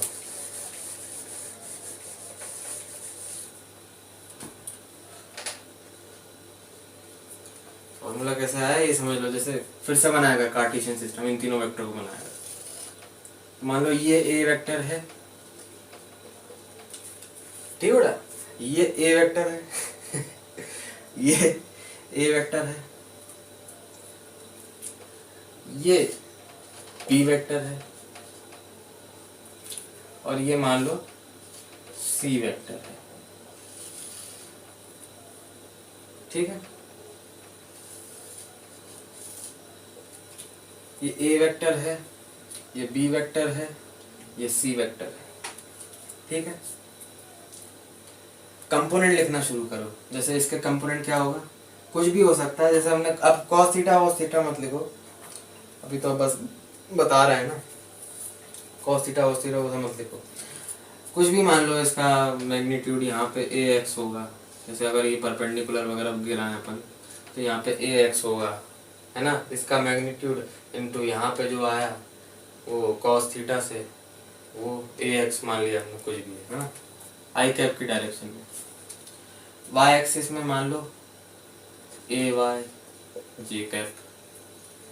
ठीक है, या मैग्नीट्यूड की बात कर रहे हैं, मैग्नीट्यूड लिखते हैं बस, आई कैप जे कैप ये सब ना भी लिखोगे कोई नहीं, कोई कुछ नहीं बोलेगा। ठीक है, वैसे बी वेक्टर का देखो, बी वेक्टर का देखो, परपेंडिकुलर घेरा, इसका भी कुछ एक्स में होगा, मैं ये कंपोनेंट मान लिया बी एक्स, यहाँ पे क्या होगा बी वाई, है ना। और फिर सी वेक्टर का देख लो, अगर सिमेट्री से ये दोनों इक्वल होते हैं तो यहाँ पे लिख रहा हूँ इसका वाई वाई कंपोनेंट। ठीक है, सिमेट्री से दोनों इक्वल है तो इसका जैसे है सी वाई, वाई एक्सिस के अलोंग मैग्नीट्यूड, और एक्स एक्सिस के अलोंग क्या है सी एक्स। ठीक है, ये इसके मैग्नीट्यूड्स हैं। तो इसका रिजल्टेंट कैसा दिखेगा, रिजल्टेंट मतलब A vector plus B vector plus C vector, resultant मतलब तीनों को ऐड कर दो। इसका रिजल्टेंट कैसा होगा, मान लो ऐसा होगा, या मान लो क्या, इसको भी समझा देते हैं देखो, ट्रायंगल लॉ हमने पढ़ी थी, ट्रायंगल लॉ में क्या होता है, एक अगर वेक्टर है तो दूसरा वेक्टर उसकी टेल उसके हेड में कोइंसाइड करेगी, और फिर जो आपका ये जो टेल है पहले वेक्टर की वो दूसरे वेक्टर का जो हेड है उससे उसको ज्वाइन कर दो, ट्रायंगल की तीसरी साइड ये होगा सी वेक्टर। ये पढ़ा था, तो ये अगर पढ़ा था तो इसमें अगर आप देखो, ये स्टार्टिंग की टेल थी और ये हेड था, तो दोनों को जोड़ दो। ये कर रहे थे ना ट्रायंगल में, एक हेड फिर टेल से हेड, फिर जो रिजल्टेंट होगा वो इसकी टेल से टेल और फिर इसके हेड से हेड, ऐसा होगा ना।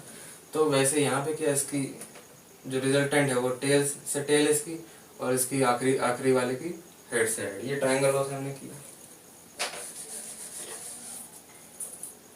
अब मुझे एक बात बताओ, जो पूरा ये है, ये पूरा क्या बोलते हैं इसको, ओ ए बोलते हैं, ये जो पूरा ओ ए है इसमें तो इन तीनों के y मैग्नीट्यूड्स भी आ गए, इसमें इन तीनों के x मैग्नीट्यूड्स भी आ गए। और अच्छे से इसको और एक एग्जांपल से समझ लो, जैसे ये है, छोटे छोटे बनाए तो ये दो वेक्टर हैं,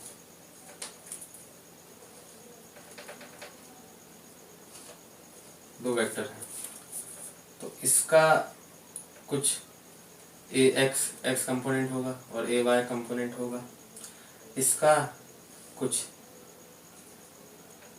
बी एक्स कंपोनेंट होगा, कुछ बी वाई कंपोनेंट होगा।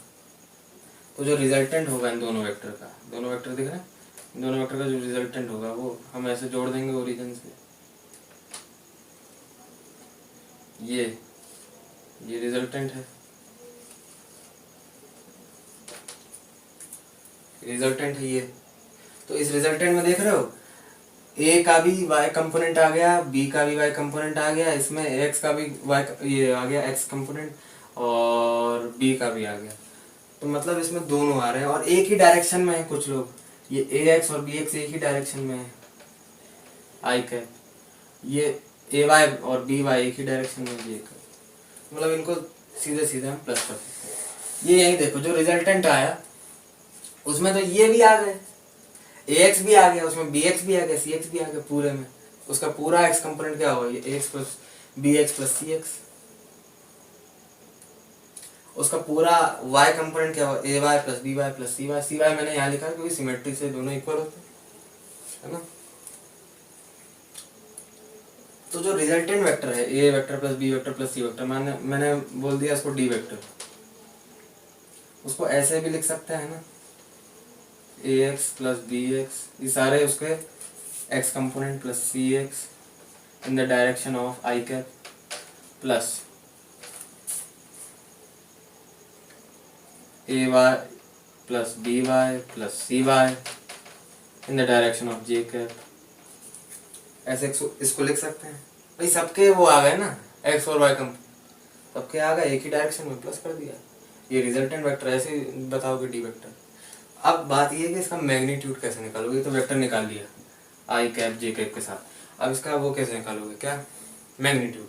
तो देखो ये जो ओ ए वेक्टर है, ये जो ओ ए वेक्टर है, इसको अगर अलग से यहाँ बना लो,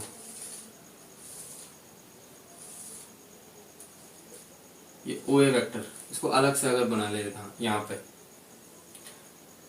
तो देखो परपेंडिकुलर घेरने पर A X plus B X plus C X, ये है इसके एक्स में component, A Y plus B Y plus C Y, ये है इसका वाई में component, A Y plus B Y plus C Y, ये है इसका वाई में कंपोनेंट। ठीक है, ये इसके बराबर सिमेट्री से ओ बी ए सी के बराबर, तो ये भी होगा, ये दोनों इक्वल होंगे। ठीक है, ये एंगल 90 का परपेंडिकुलर घेरा था, तो इससे पाइथागोरस थ्योरम से हम क्या कर सकते हैं, ओ ए निकाल सकते हैं। इस ट्राइंगल में देखना ओ सी ए में ओ ए निकाल सकते हैं, तो ओ ए का स्क्वायर, ओ ए क्योंकि हाइपोटेनियस है, तो ओ ए का स्क्वायर बराबर A X plus B X plus C X, इसका स्क्वायर यहाँ देखना, इसमें ये डब्बे में देखना। ठीक है, A X plus B X plus C X का square plus A Y plus B Y plus C Y का स्क्वायर, तो ओ ए क्या आ जाएगा, A X plus B X plus C X का square plus A Y plus B Y plus C Y का square.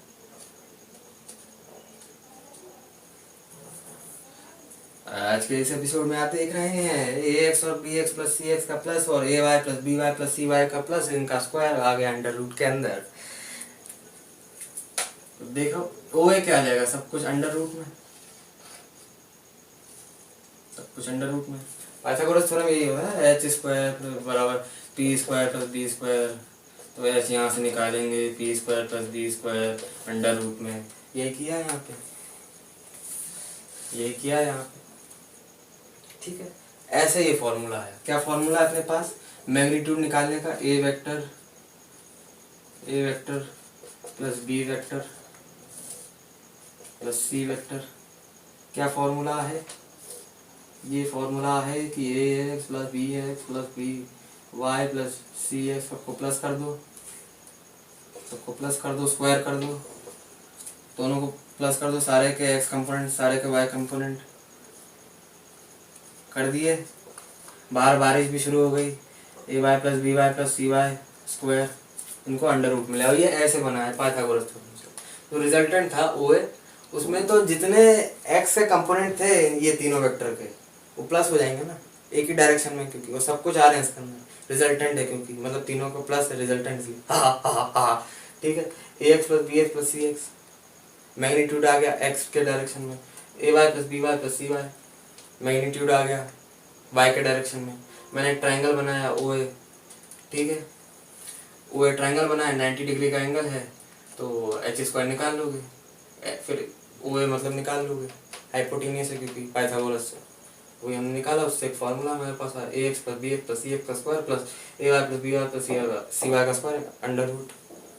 रटना हो रट लो, समझना हो समझ लो, ठीक, नोट करना हो नोट कर लो। चलो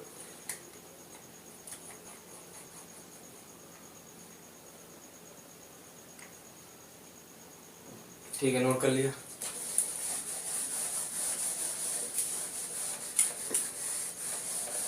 तो कंपोनेंट लिखना आ गया, किसी भी वेक्टर को उसका एक्स और वाई कंपोनेंट के फॉर्म में लिख सकते हैं, ये चीज़ हमने समझ ली। ठीक है,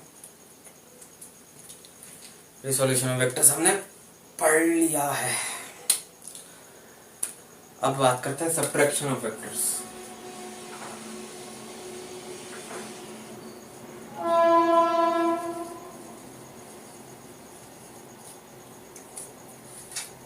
subtraction of vectors. Subtraction of vectors समझने से पहले एक चीज और समझ लो, वो है पिछले वाले में भी समझाया कि फिर से समझ लो, parallelogram law of vector addition. Parallelogram law of vector addition.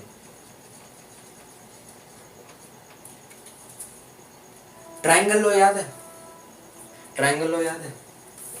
अगर ये एक वेक्टर है, फिर ये एक वेक्टर है, ए वेक्टर बी वेक्टर, दोनों की हेड और टेल जुड़ी, तो जो ये वाली साइड है, दूसरी क्लोजिंग साइड जो है वो है A vector plus B vector plus, हाँ फिर ये वेक्टर आ जाएगा इसका सी वेक्टर। ये ट्रायंगल याद है? इसमें अगर 90 डिग्री अगर है दोनों एंगल, मतलब दोनों वेक्टर के बीच का एंगल तो ठीक है, नहीं है अगर तो बाहर बना लो और फिर बड़े वाले ट्रायंगल को रख के इसका वो निकाल लो, मैग्नीट्यूड निकाल लो। डायरेक्शन कैसे निकालोगे? अल्फा एंगल, अल्फा एंगल का tan अल्फा निकाल लो, sin अल्फा निकाल लो, cos अल्फा निकाल लो, cosec अल्फा निकाल लो, sec अल्फा निकाल लो और cot अल्फा निकाल लो। जो निकालना है वो निकाल लो, उससे कंपेयर करोगे तो जितना ये टिल्टेड होगा, ये ईस्ट वेस्ट करके बताया था मैंने पिछले lecture, east west east west east में पागलों की तरह करके बताया था ना। हाँ, तो वही अल्फा एंगल जितना होगा उस पर निर्धारित होगा इसका डायरेक्शन क्या है। वैसे हम डायरेक्शन मान लेते हैं इस ओर, ठीक है? ठीक ठीक। तो ये ट्रायंगल ऑफ वेक्टर एडिशन था। इसको थोड़ा सा अगर चेंज कर दें, इसको थोड़ा सा अगर चेंज कर दें, यहाँ पे एक वेक्टर की हेड और दूसरे वेक्टर का टेल जुड़ा है, अगर मैं दोनों की टेल जोड़ दूं, टेल से टेल, ताल से ताल जोड़ दूं अगर, तो टेल से टेल अगर जोड़ दिया तो ये ऐसा दिखेगा कुछ, ए वेक्टर प्लस बी वेक्टर। अरे देखो, कोई भी वेक्टर है उसकी पैरेलल शिफ्टिंग हमें अलाउ होती है। पैरेलल शिफ्टिंग मतलब आप उसको कहीं भी रख सकते हो, यहाँ रख लो, यहाँ रख लो, यहाँ रख लो, उठा के यहाँ रख लो, कहीं भी रख सकते हो, लेकिन ये देखना कि भाई डायरेक्शन ना बदले, इसको डायरेक्शन ना बदले, मतलब इसको उल्टा ना कर दो आप। ये अगर ऐसा है बी वेक्टर तो ये ऐसा ना हो जाए, इसको यहाँ से यहाँ लिख सकते हो पर ये ऐसे ही रहना चाहिए, इसका डायरेक्शन वैसे होना चाहिए, इसका डायरेक्शन ये नीचे होना चाहिए, तो गलत हो जाएगा। ठीक है, तो मैंने पैरेलल शिफ्टिंग करके मतलब इसको यहाँ उठा के यहाँ रख दिया, तो A vector plus B vector, A vector plus B vector ऐसा आ गया, टेल से टेल जुड़ी हुई है। इनके बीच में कोई एंगल थीटा होगा, एंगल थीटा निकालने का भी यही तरीका है, दोनों की टेल से टेल जोड़ दो। वेक्टर के बीच का एंगल कैसे निकालते हैं? टेल से टेल जोड़ दो, ये बन गया। अब क्या करो, पैरेललोग्राम कंप्लीट कर दो, पैरेललोग्राम कंप्लीट कर दो। पैरेललोग्राम कंप्लीट कर दिया, अच्छा बनाएगा अपन पैरेललोग्राम, कंप्लीट कर दिया। ठीक है ठीक है ठीक है ठीक है ठीक है ठीक है ठीक है। हाँ, नेमिंग कर दो, A B C D, A B C D naming कर दी। तो ये जो डायगोनल होगा ना, पैरेललोग्राम लॉ के मुताबिक जो ट्रायंगल होगा ना, स्टेटमेंट मत देखो यार, इसके स्टेटमेंट मत देखो इसके, ट्रायंगल लॉ के, और इसके कंफ्यूज हो जाओगे। स्टेटमेंट तुमको हर किताब में मिल जाएगा, एस सी वर्मा में और अच्छा तुमको स्टेटमेंट मिल जाएगा, डेफिनेशन मिल जाएगा। ये इसमें समझो, ये जो लेक्चर्स देख रहे हो ना यहाँ पे, इसमें समझो कॉन्सेप्ट क्या है बीच में। यहाँ पे मैं ज़्यादा वो देखा होगा तुमने, डेफिनेशन नहीं लिख पाता, इसलिए नहीं लिख पाता क्योंकि डेफिनेशन पढ़ के आए हो तुम, फिर भी तुम्हें समझ में नहीं आया। वीडियो की जरूरत क्यों पड़ रही तुम्हें? क्योंकि तुमने किताब में पढ़ा था तो तुम्हें समझ में नहीं आया, तो इसलिए कॉन्सेप्ट समझा रहे हैं आप। ठीक ठीक। पैरेललोग्राम क्या कहता है? A vector plus B vector, tail से टेल जोड़ दी, पैरेललोग्राम कंप्लीट कर दिया, तो जो ये होगा डायगोनल होगा, A vector plus B vector, यही वेक्टर होगा इन दोनों का प्लस, जो डायगोनल होगा ना यही दर्शाएगा इन दोनों वेक्टर के प्लस से जो वेक्टर आया। वो कैसे दर्शाएगा? अब भैया ये अगर वेक्टर है A vector plus B vector, confuse हो रहे हो तो सी वेक्टर इसको बोल देता हूँ, सी वेक्टर इन दोनों वेक्टर के प्लस से आया। तो ये जो सी वेक्टर है इसके पास भी भैया दो चीज़ें होंगी, मैग्नीट्यूड होगा, डायरेक्शन होगा, मैग्नीट्यूड होगा और डायरेक्शन होगा। तो मैग्नीट्यूड कैसे निकालें, डायरेक्शन कैसे निकालें? सी वेक्टर के पास दो चीज़ें, मैग्नीट्यूड, मैग्नीट्यूड, दूसरा डायरेक्शन, ये दो चीज़ें होती हैं। तो पहले मैग्नीट्यूड की बात करते हैं, ठीक है, पहले मैग्नीट्यूड की बात करते हैं। तो 90 डिग्री का एंगल नहीं दिख रहा मुझे यहाँ पे। अगर ये पैरेललोग्राम कोई वो होता, स्क्वायर होता है या रोम्बस होता, 90 डिग्री का एंगल होता है इनमें, वो नहीं दिख रहा, लेकिन 90 डिग्री नहीं दिख रहा। अगर 90 डिग्री दिख रहा होता, जैसे अगर ये 90 डिग्री होता, तो सीधा मैं पाइथागोरस थ्योरम लगा के इसका मैग्नीट्यूड निकाल देता, ठीक है। ए वेक्टर अगर ये है तो इसका मैग्नीट्यूड क्या होगा? अभी मैग्नीट्यूड की बात करते हैं, इसलिए वेक्टर वेक्टर नहीं लिखते, ये हम मैग्नीट्यूड चाहिए हमें।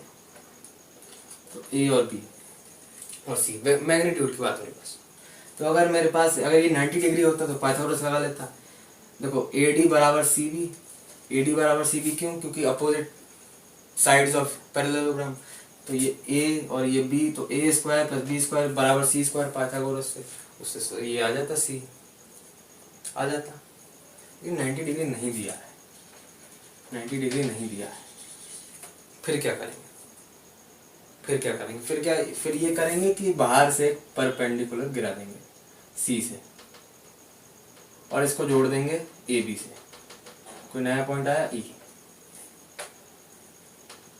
ई, ठीक है, ये हो गया परपेंडिकुलर। यूज वही हो रहा है यहाँ पे भी, ट्रायंगल लो, लेकिन थोड़े से अलग अंदाज में, ठीक है। ये आ गया 90। तो देखो AD parallel to CB, AD parallel to CB, AD और AB के मेल से जो एंगल प्राप्त हुआ वो थीटा, जो एंगल प्राप्त हुआ वो थीटा, और AD बराबर CB।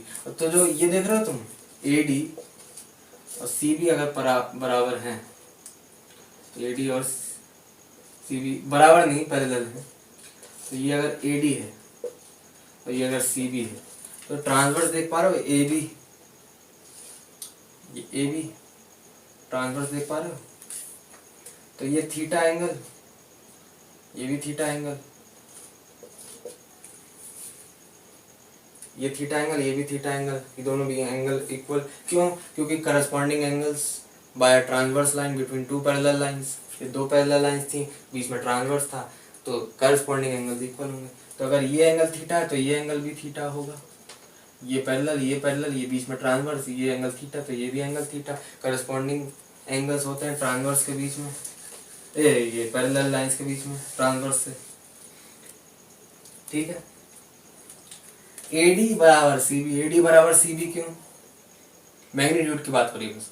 AD बराबर CB क्यों? अपोजिट साइड्स ऑफ पैरेललोग्राम, तो ये BC क्या हो जाएगा, B हो जाएगा, ठीक है, बहुत बढ़िया।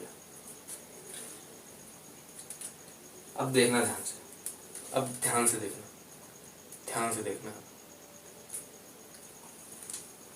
मुझे AC स्क्वायर चाहिए, AC स्क्वायर आ गया, फिर बाद में AC तो निकाल ही लेंगे। AC चाहिए मुझे एट दी एंड, चलो C चाहिए, ये AC चाहिए मुझे, ये AC मुझे चाहिए एट दी एंड। लगाऊंगा मैं पाइथागोरस थ्योरम ही, लगाऊंगा मैं पाइथागोरस थ्योरम ही, लगाऊंगा मैं पाइथागोरस थ्योरम ही, लेकिन कैसे? वो ऐसे कि ये बड़ा वाला ट्रायंगल देख रहे हो तुम, ये ट्रायंगल देख रहे हो तुम, ACE, ACE, CE क्या है? परपेंडिकुलर। CE क्या है? परपेंडिकुलर। इसमें AC क्या है? C, वेक्टर का मैग्नीट्यूड। ये 90 है, ये सामने वाला इसका हाइपोटेन्यूस है। तो अगर मुझे A ही पता चल जाए और ये पता चल जाए C, तो पाइथागोरस से C निकाल लूंगा, पाइथागोरस से मैं C निकाल लूंगा, समझ रहे हो? लेकिन इसमें दिक्कत है, CE नहीं है अपने पास, CE नहीं है। और AE अगर तुम देखो तो AE में A से B तक, ये B अगर पॉइंट है तो A से B तक A है, पर BE नहीं है, पर BE नहीं है और CE भी नहीं है। तो BE और CE अगर निकाल लें तो इस ट्राइंगल्स की ये दो साइड्स अपने पास आ जाएंगी। तो पाइथागोरस लगाएंगे तो तीसरी साइड भी आ जाएगी, हाइपोटेन्यूज। तो BE और CE चाहिए बस, BE और CE चाहिए बस, BE और CE चाहिए बस। तो BE कैसे निकालेंगे, BE कैसे निकालेंगे? तो देखो इस ट्राइंगल को अगर देखो, CBE CBE CBE CBE CBE को अगर देखो, CBE ये एंगल थीटा, ये 90, ठीक है, ये एंगल थीटा, ये 90। क्या तुम्हें हॉरिजॉन्टल और वर्टिकल कंपोनेंट दिख रहे हैं?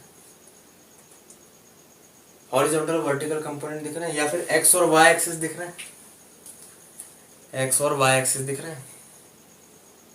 एक्स और वाई एक्सिस कैसे होते हैं? ये कार्टेशियन सिस्टम में। वैसे CE परपेंडिकुलर BE के है, CE परपेंडिकुलर BE के है, CE परपेंडिकुलर BE के है।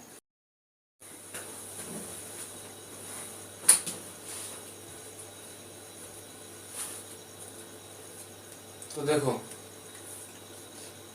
CE परपेंडिकुलर किसके, BE के, ठीक है, CE परपेंडिकुलर BE के।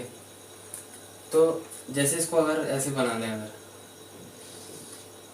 CE और ये BE परपेंडिकुलर है आपस में, ठीक है। BE को और क्या बोल सकते हैं, एक्स एक्सिस, इसको क्या बोल सकते हैं, वाई एक्सिस बोल सकते हैं, ठीक है। एक BC मेरे पास वेक्टर है, B वेक्टर है मेरे पास, BC है। ये अभी तो मैग्नीट्यूड की बात कर रहे थे, इसलिए अपन ने AB ऐसे लिखा। वैसे तो है ये वेक्टर B, इसकी पैरेलल शिफ्टिंग अगर करें तो इसको यहाँ से यहाँ उठा के रख दें, इसको थोड़ा सा यहाँ से यहाँ उठा के रख दें, क्योंकि ओरिजिन से अगर कोई वेक्टर होता है तो हमें ज़्यादा अच्छे से समझ में आता है ना। तो अगर इसको B वेक्टर को यहाँ से उठा के यहाँ रख दिया, B वेक्टर को यहाँ से उठा के यहाँ रख दिया, फिर अब वही रिसोल्यूशन ऑफ वेक्टर्स करेंगे। कैसे? परपेंडिकुलर बनाओ ऐसे, इसका मैग्नीट्यूड B है इस वेक्टर का,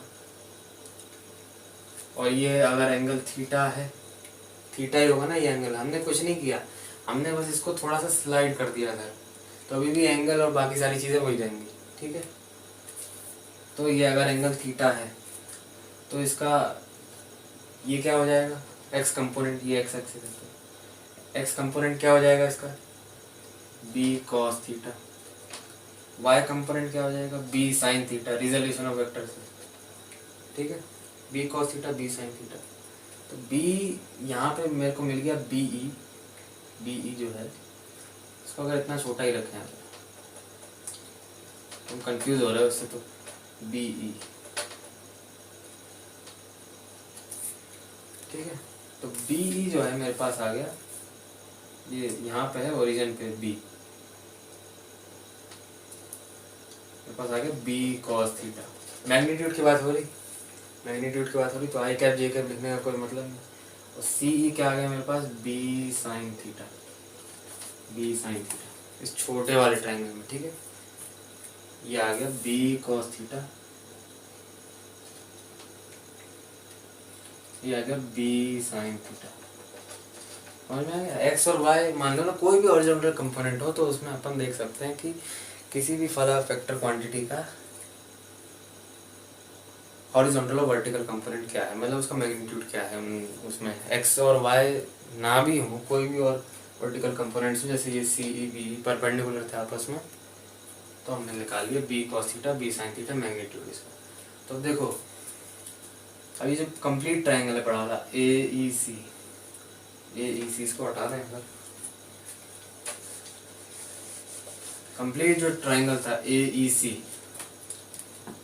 उसमें A भी था मेरे पास, A मेरे पास BE भी आ गया, तो ए ही क्या है, ए बी प्लस बी, तो A plus cos B cos theta,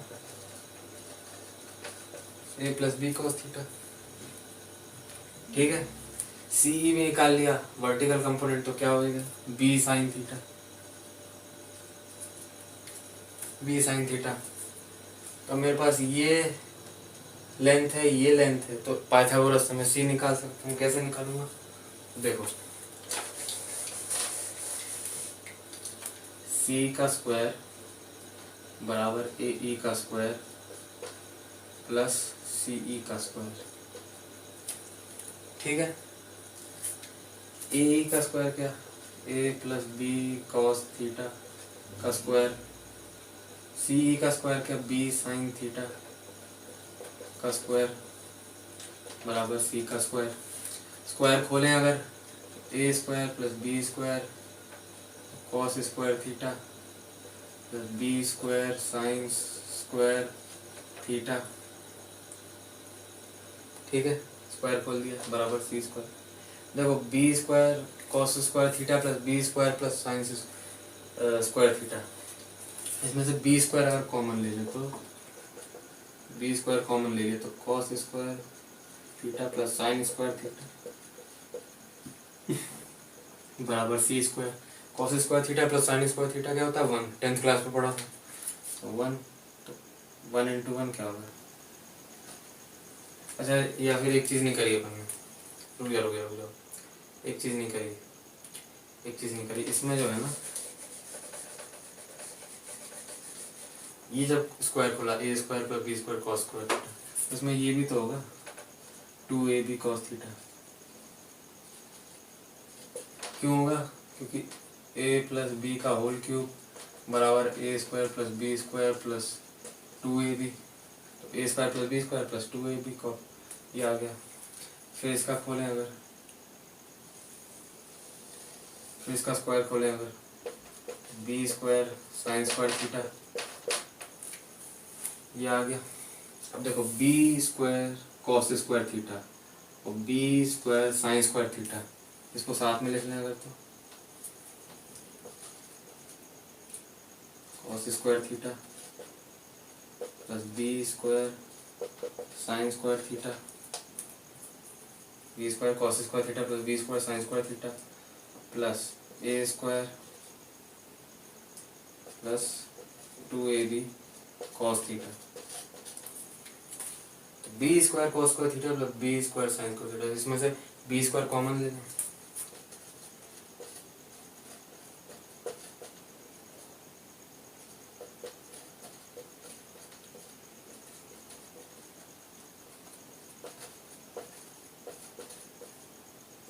common ले लिया, cos square theta plus sine square theta 1, तो B square into 1 B square plus A square plus 2ab cos theta बराबर सी स्क्वायर। तो यहाँ से सी की value आ जाएगी, सी की वैल्यू क्या आ गई, अंडर रूट में A square plus B square plus 2ab cos theta. भाई स्क्वायर को उधर भेजा तो अंडर रूट आ गया ना, A square plus B square plus 2ab cos theta. ये सी क्या है, ये सी क्या है, ये सी वेक्टर का मैग्नीट्यूड है, ये तो निकालना था मैग्नीट्यूड, तो सी का मैग्नीट्यूड आ गया, सी का मैग्नीट्यूड आ गया। ये एक प्रकार से फॉर्मूला है, लोग यूज़ करते हैं। जैसे इम्तिहान में एग्ज़ाम में आपको पूछ लेगा दो वेक्टर्स हैं, ए वेक्टर और बी वेक्टर, दोनों प्लस करोगे जो वेक्टर आएगा सी वेक्टर, उसका मैग्नीट्यूड कैसे निकालोगे, ये इस फॉर्मूले को याद कर लेते हैं लोग, इसको निकालते हैं, कैसे आया वो बता दिया। ठीक है, ये आ गया मैग्नीट्यूड सी वेक्टर का।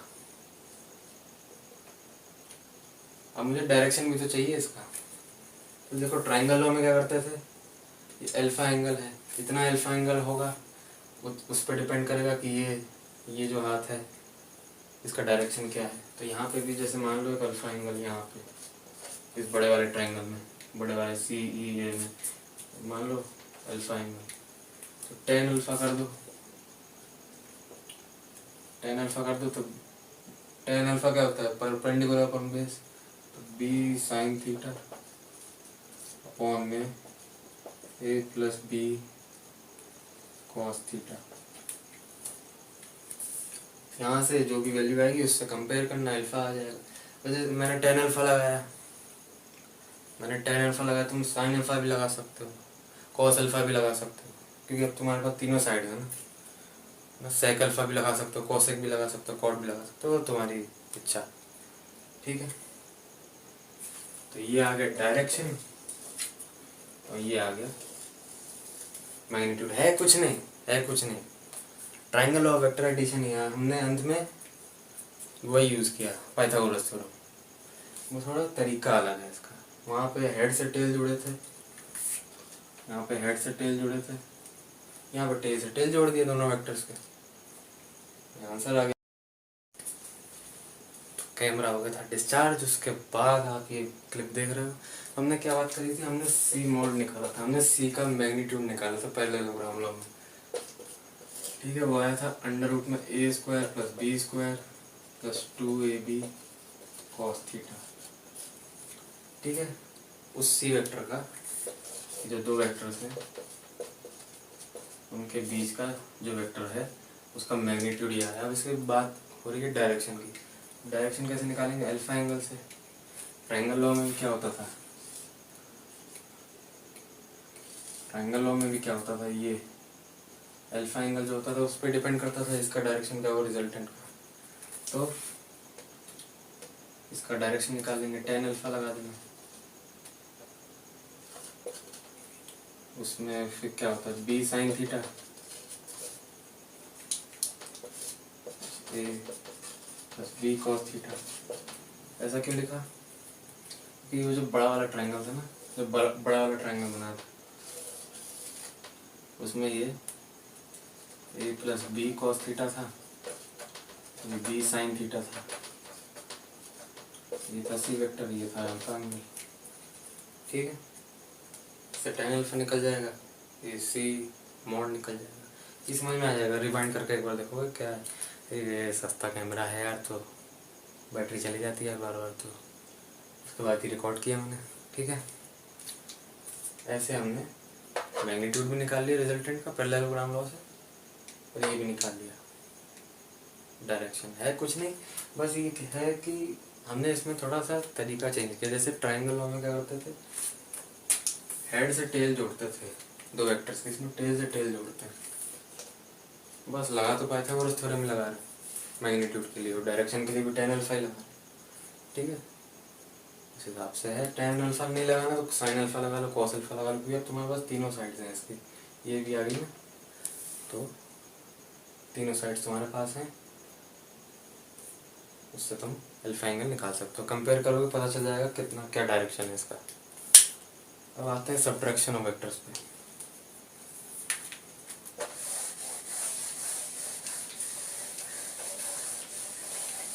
चेक कर लें कैमरा चल रहा है क्या। हाँ चल रहा है, ठीक है। सब्ट्रैक्शन ऑफ वेक्टर्स,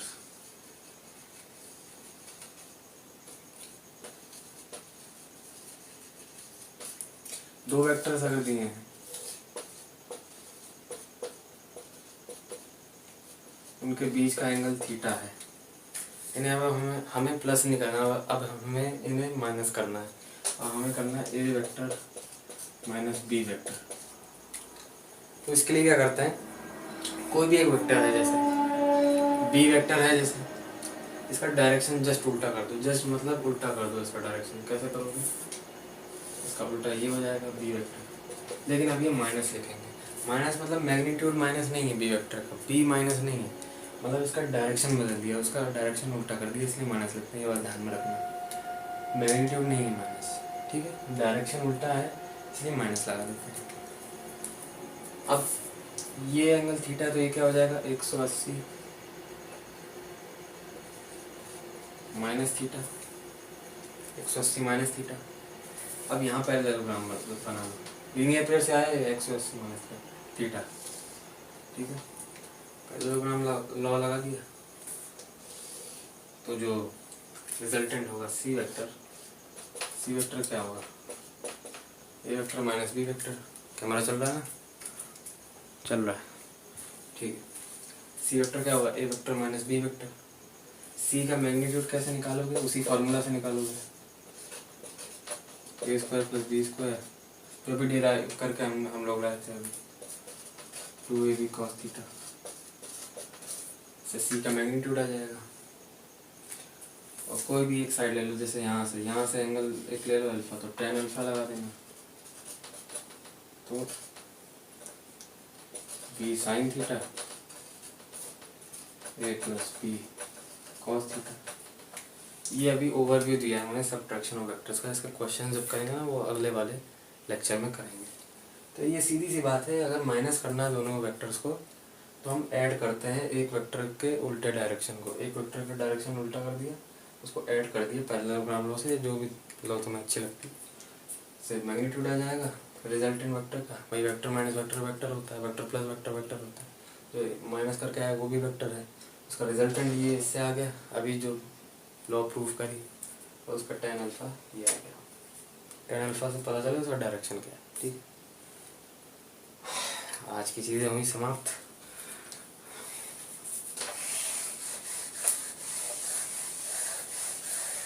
ठीक है, लेक्चर नंबर 3 में फिर मिलेंगे। लेक्चर नंबर 3 में मल्टीप्लिकेशन ऑफ वेक्टर्स और एच सी वर्मा के कुछ क्वेश्चंस और ज़ीरो वेक्टर के बारे में पढ़ेंगे। तो ठीक है, बाकी इस टाइम तक अगर आप रुके हुए हो तो अच्छी बात है, आप अच्छे से पढ़ रहे हो तो नमस्कार।